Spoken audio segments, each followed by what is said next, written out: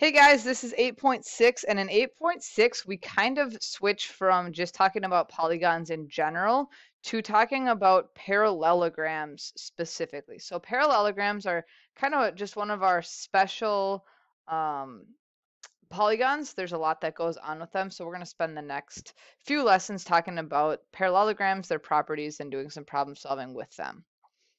So we're going to start out by just defining a parallelogram and drawing a picture of it. And maybe you know what a parallelogram is, and maybe you don't, but by the end of this lesson, you'll all be well versed in what a parallelogram is. So it looks like this. It's going to have two sets of parallel sides. So I'm just going to use the notebook paper because that's kind of a nice way to get at least two of your parallel lines. Like so. So that's a parallelogram. There are lots of properties that we're going to talk about, but I think the main one that we just kind of need to always be in the habit of labeling is that parallelograms have two sets of parallel sides. So let's mark the sides that are parallel as parallel. So the left and the right are parallel, and then the top and the bottom are parallel to one another. So we want to use a different set of marks. So maybe we'll do two arrows on the top and bottom and one arrow on the left and right. And we're going to talk about 5 special properties that parallelograms have. So each slide is going to go through one of those 5 special properties. Okay, so we're going to begin with the fact that opposite sides are parallel. And that's the one that we already put on the last slide, but it's probably the most important one, the one that's going to come up the most often, the one that's really going to tell us that we are in fact working with a parallelogram. So we're going to write it down again. So opposite sides are always parallel. So I'm going to label these. I'm going to do it different this time. I'm going to do 2 arrows on the left and right, and then just 1 arrow on the top and bottom. So opposite sides are parallel. That's why it's called a parallelogram. So very important. All right, number 2, opposite sides are also congruent. So we're going to draw another parallelogram. Let's kind of keep it looking the same. And then we're going to label the opposite sides as being congruent. So how we would do that is just put tick mark on the left, tick mark on the right. Those sides are parallel. If it's going to help you remember this by like putting a number there, like for example, it's 5 on the left and 5 on the right. And then the top and bottom then would also be congruent. So maybe the top is 7 and the bottom then is also 7, just as an example. So opposite sides are parallel, opposite sides are also congruent.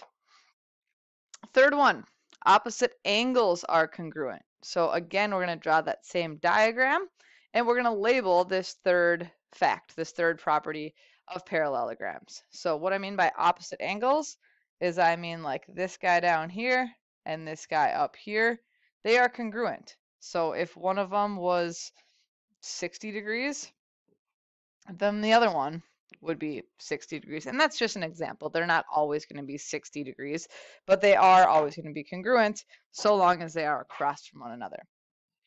And then same thing with this other pair of angles. They are also going to be congruent to one another. Property 4, adjacent angles are supplementary. Adjacent angles are supplementary. So remember that adjacent means next to. So the angles that are next to each other are going to be supplementary. And remember what supplementary means. It means adds to 180. Okay, so for this one, I am going to actually use some angle measures. We kind of have to have an example here. So I'm going to go back to saying that that angle is 60 degrees, which means that this angle up here would have to be 120 degrees so that they add to 180. Okay, so I'm going to do like this, and I'm going to say equals 180. Okay, and we can keep going. We could do a 60 degrees up here, and then the same would be true here. 120 and 60 equals 180, and we can keep going. We can put a 120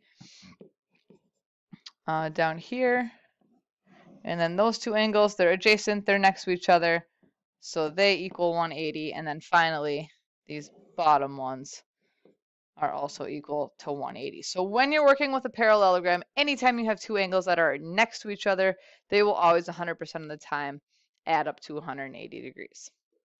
And then the last one, this is the one that's probably the least familiar to you. You might not know anything about diagonals and diagonals bisecting one another, but in a parallelogram, the diagonals will always bisect one another. Okay, we have seen the word bisect before. Bisect just means cuts in half. And then diagonals are really what you would think diagonals are. They are these lines that cut across your parallelogram diagonally. Switch colors here, make a blue one and a red one. So I have just drawn two diagonals and they bisect one another. They cut one another in half. So in other words, half of the red line is equal to the other half of the red line. Okay, that blue line, the blue diagonal, cut the red diagonal in half, and vice versa. The red diagonal cut the blue diagonal in half. So those sides are also the same. So for example, if this one was 7, then this one would also be 7. Altogether, then that diagonal would be 14. And for the red one, maybe this one is 4, and then this one is also 4. Okay, and I believe that's it for that one. Yep, I don't have anything else there. So you just want to get those down in your notes because we're going to be using these properties in the next few lessons.